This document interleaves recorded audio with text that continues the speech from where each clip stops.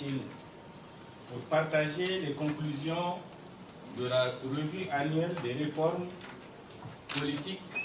programmes et projets communautaires au titre de l'année 2019 et par la même occasion exprimer nos sincères remerciements aux autorités sénégalaises pour l'accueil chaleureux et les marques d'attention dont nous sommes l'objet depuis notre arrivée au pays de la Teranga. Monsieur le ministre des Finances et du Budget, Mesdames et Messieurs les ministres, Monsieur le ministre des Finances vient de rappeler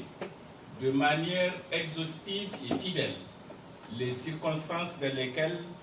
l'acte additionnel instituant le principe d'une revue annuelle des réformes a été pris ici même à Dakar le 24 octobre 2013. Je n'ai pas quelque chose à en ajouter. Je voudrais tout simplement dire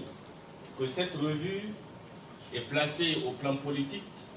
sous la présidence des premiers ministres ou chefs de gouvernement et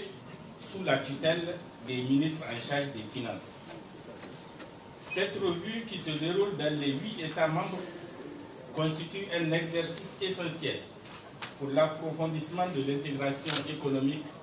dans notre espace communautaire. Depuis son lancement en 2014, les instruments d'évaluation de la revue n'ont cessé de s'améliorer afin d'en assurer la pérennisation de cet exercice. Monsieur le ministre des Finances et du Budget,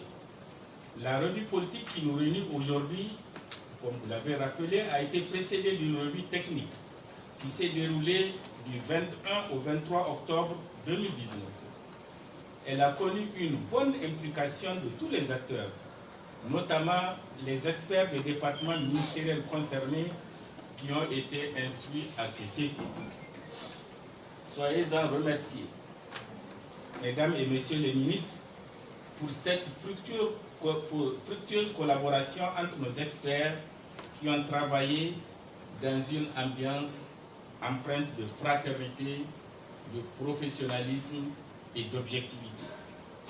Je tiens ici à les féliciter et à les encourager pour la qualité des travaux et les conclusions pertinentes qui nous sont livrées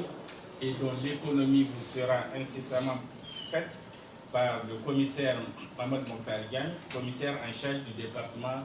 des politiques économiques et de la fiscalité intérieure. À l'issue de nos échanges,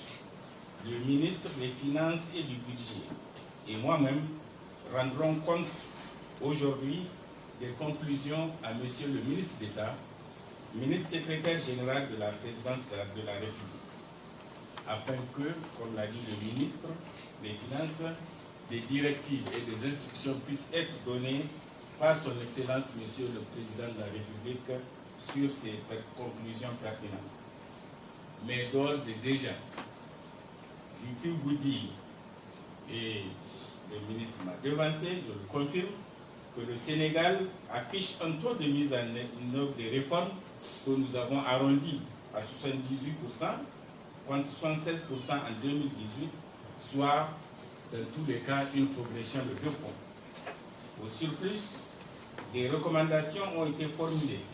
à l'endroit de la Commission et des autorités compétentes sénégalaises pour veiller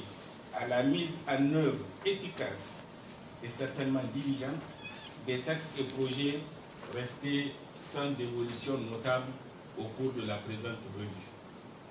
Sur ce, je vous remercie de votre aimable attention, Mesdames et Messieurs les ministres.